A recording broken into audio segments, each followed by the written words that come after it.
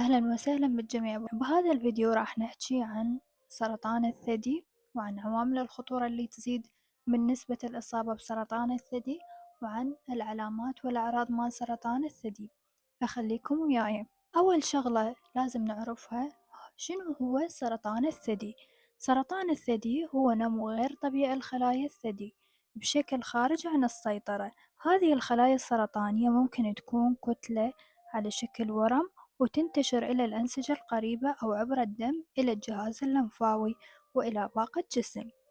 وإلى أنواع سرطان الثدي، منها سرطان القنوات اللبنية ductal carcinoma، هي أكثر الأنواع شيوعًا. يبدأ في القنوات التي تنقل الحليب من الغدة إلى الحلمة، وينقسم إلى غازي وغير غازي.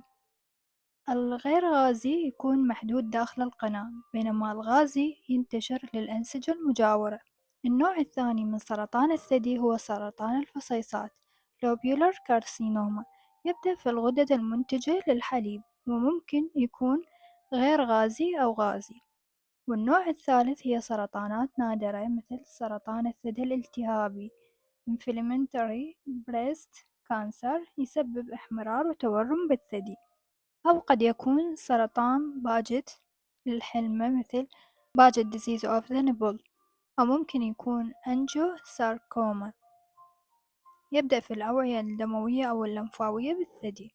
أما بالنسبة للعوامل التي تزيد من خطورة الإصابة بسرطان الثدي هي متعددة، عوامل لا يمكن تغييرها، مثل العمر، كلما تقدمت المرأة بالعمر تزداد نسبة الإصابة، يزداد الخطر. أيضًا الجنس، النساء تصاب أكثر من الرجال. وأيضًا التاريخ العائلي، وجود شخص قريب من الدرجة الأولى مثلًا أخت عندها سرطان ثدي. وأيضًا الطفرات الجينية مثل PRCA1 و PRCA2. ومن العوامل اللي تزيد خطورة الإصابة بسرطان الثدي هي بداية الدورة الشهرية مبكرًا، يعني أقل من 12 سنة، أو انقطاع الطمث متأخرًا، يعني أكثر من 55 سنة.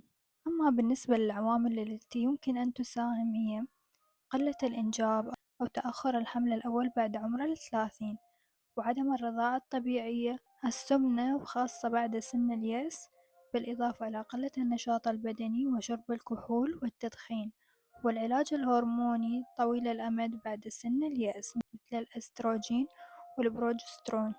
وأيضًا التعرض للإشعاع على منطقة الصدر في سن مبكر.